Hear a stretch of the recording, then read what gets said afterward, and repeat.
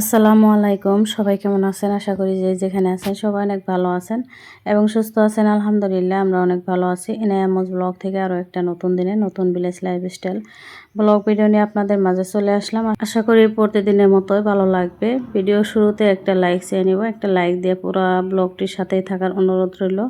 কারণ একদিন পর পর ভিডিও নিয়ে আসছি, তাও আবার আজকে একটু ভিডিওটি ছোটই। তো বড় ভিডিও দিলে আসলে তো অনেক সমস্যা হয়। আমাদের এখানে নেটওয়ার্ক আসলে তো আমাদের বাড়িতে খুব কমই পায়।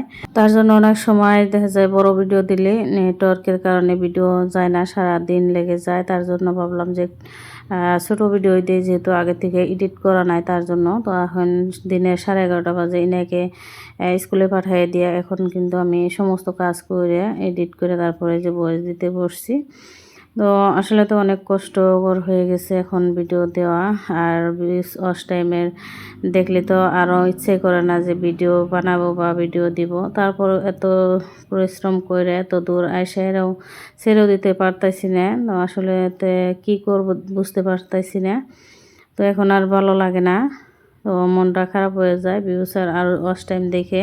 তো সব আপুদের ভিডিও আমি প্রতিদিনই দেখতে পারি না, কারণ হচ্ছে যে আপুদের ভিডিও যেদিন দেখি ফুল ওয়াচ করে দেখি, তার জন্য কিন্তু আমার সব আপুদের ভিডিও প্রতিদিন দেখা হয় না, বা একদিন পর পরে ভিডিও দেখা হয়।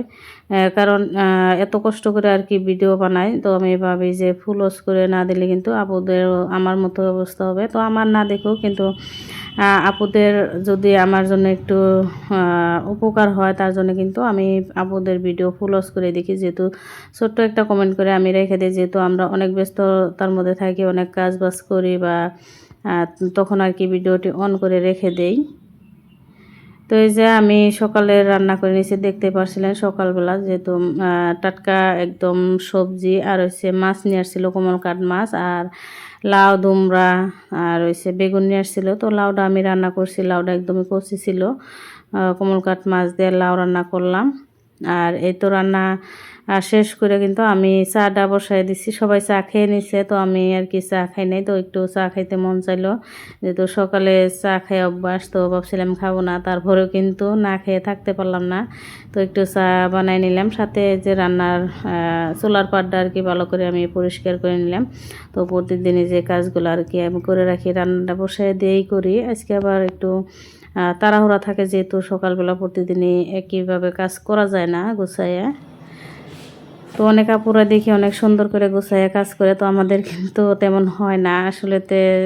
দুইটা বাচ্চা আর কি স্কুলে যায়, ইনার আব্বু চলে যায়, তার জন্য কিন্তু সকালবেলা অনেক তাড়াহুড়া থাকে। তো আমি চাটা খেয়ে এখন এই তো বাসনগুলো ধুয়ে নিতে এসেছি, যেহেতু আবার সমস্ত কাজ গুছায় রাইখা গাও গোসল করে আবার ইনায়কে আনতে যেতে হবে স্কুলে। তার জন্য আমি তাড়াতাড়ি করে সমস্ত কাজ করে নিতে এসেছি। তো বাসনগুলো আমি যে সাথে সাথে ধুয়ে নিব, যেহেতু এটি জমায় রেখে গেলে কিন্তু আবার আইসে করতে ইচ্ছা করবো না। তার জন্য আমি ভাবলাম যে বাসনগুলো ধুয়েই তারপরে ইনায়কে আনতে যাব। তো এই যে বাসনগুলো ধুয়ে নিতেছি, আর একটু আজকে আপনাদের সাথে শেয়ার করব যে খুবই সহজে বাড়িতে তৈরি ঘি কিভাবে বানাতে পারি। আর এভাবে ঘি বানাইলে অল্প একটু গাখীরের সর দিয়ে আর কি অনেকখানি ঘি আর কি উঠানো যায়। তো সেটাই আর কি আপনাদের সাথে শেয়ার করব। আশা করছি পুরো ব্লগটির সাথেই থাকবেন। যদি এ পর্যন্ত এসেও লাইক দেন নাই, প্লিজ একটা লাইক দিয়ে দিবেন, কারণ হচ্ছে আপনাদের একটা লাইকে আমার ভিডিওটি অনেকের কাছে পৌঁছানোর সাহায্য করে।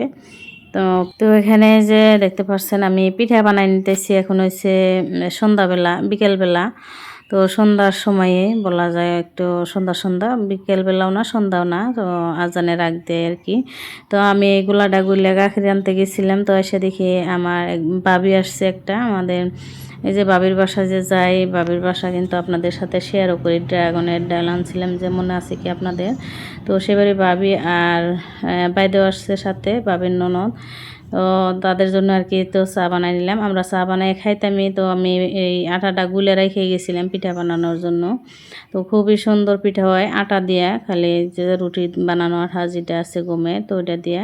তো আমি এক বাসায় খেয়েছিলাম, অনেক ভালো লাগছিল। তো আমি বাড়িতে আর কি ট্রাই করলাম আজ নতুন, তো খুবই সুন্দর হয়েছিল। তো এই যে এর আগের ভিডিওতে দেখছেন ইনায়াদের বাড়িতে গেছিলাম, যে আমার বোনের বাড়িতে যায়, তো সেখানে আর কি খেয়ে আসছিলাম। তো ভাবলাম যে বাড়িতে একটু বানাই দেখি কেমন হয়, তো বানাইছিলাম। আর এই যে দেখেন, তো এই যে গাখীরের সর আমি কিন্তু এখানে ব্লেন্ড করে নিয়েছিলাম, একদমই সফট হয়েছিল। আর এই যে আরও অল্প আছে, তো এখানেও আমি ব্লেন্ড করে নিব। তো এখানে কিন্তু শক্ত শক্ত, আর ওইখানে আগের যে দেখাইলাম ওখানে কিন্তু একদমই তেল তেলা আর একদম সফট হয়েছে। তো এভাবে কিন্তু ব্লেন্ড করে বানালে গাখীর সর থেকে আর কি অনেকটুকু ঘি উঠে, অনেক বেশি ঘি উঠে আর কি। এভাবে আসলে তো ঘিটা যত মাখানো, ঘি বানানোর জন্য গাখীরের সর বা ননিগুলা যত মাখানো যায় তত বেশি ঘি উঠে। তো খুবই সহজভাবে আমি আর কি বানাই নিলাম ব্লেন্ডারে। মাখাইতে যেহেতু অনেকটা সময় লাগবে তার জন্য। তো এই যে দেখতে পারছেন একদমই কিন্তু দানা দানা নাই, একদম সফট হয়েছে, একদম মনে হয় যে গাখীর ডাইলা দিচ্ছি করার মধ্যে। তো আমি এগুলো আর কি ভালো করে লাহে লাহে ভালো করে জাল করে নিব। তো এই যে দেখতে পাচ্ছেন আমি কিন্তু জাল করে নিতেছি। তো জাল করে নিতেছি, আবার বাসন অনেকগুলো বাসনও জমা হয়েছে, তো বাসনগুলো ধুয়ে নিতেছি, যেহেতু আবার ইনাকে পড়াতে বসাতে হবে তার জন্য আমি একটু তাড়াতাড়ি করতেছিলাম।